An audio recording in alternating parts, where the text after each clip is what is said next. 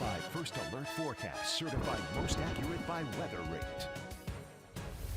And waking up this morning, a little bit of a wintry wonderland again around the area as we picked up some snow during the overnight hours. Now, there is still some snow towards the Lapeer area, but that is starting to leave. And as we go through the rest of the daytime, not really looking at too much snow. And as more road treatments go down, any roadways that are still snowy, it will start to turn just wet again. But here we are across the bricks in downtown Flint. A lot of roadways looking like Saginaw Street this morning. Some of that snow coverage. You do have some of the tracks, though, from where that traffic is traveling. On your first alert pinpoint Doppler live from MBS, notice those flurries just leaving the Flint area and Otisville areas at this point, but still some lighter snow moving right over Lapeer and towards Embley City and Almont. Also up towards the Tri-Cities, looking dry right now too. We've had a few flurries up into our northern counties. That's about the only area that could still see a few more snow showers once we head into the afternoon, but most of that snow, once it wraps up this morning, we are looking to be done for the daytime and the weekend. So your drive times this morning too, a little bit reduced, especially I-75 from Saginaw towards Birch Run. That's traveling around 50 miles per hour. I-69 from Flint over towards Lapeer, that's traveling at around 67 miles per hour,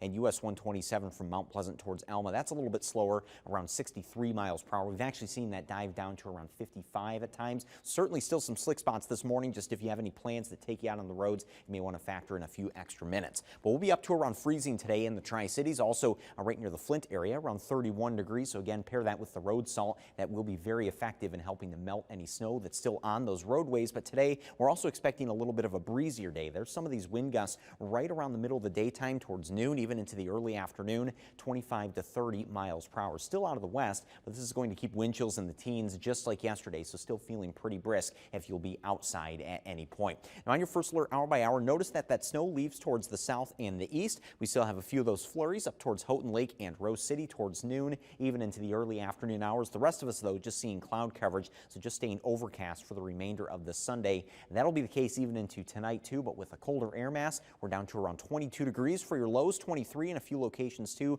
but cold enough that we could see some refreezing. So even tomorrow morning for that commute, you may need to add a few extra minutes as well. But towards the end of this week, we're still talking about that system around Thursday and Friday. Still a little too early for exact snow totals, or at least the hour-by-hour timing on that snow, but it is looking more and more likely day by day that we do see some snowfall moving through the area. The location of the storm itself is still going to highly dictate how much snow we see and whether we see a little bit of mixing as well. But the key takeaway, at least as of right now, is it's still looking like we can have some messy travel towards Christmas. So something to watch as we go all through this week. And your hour by hour showing just the general idea of that. You see that snow Thursday night into Friday, a fairly decent chance as of right now. 7-day forecast also has that much colder weather into the weekend, so that has been delayed a little bit, but we still have those ingredients, cold weather and some snowfall. So Hannah, fingers crossed for a white Christmas.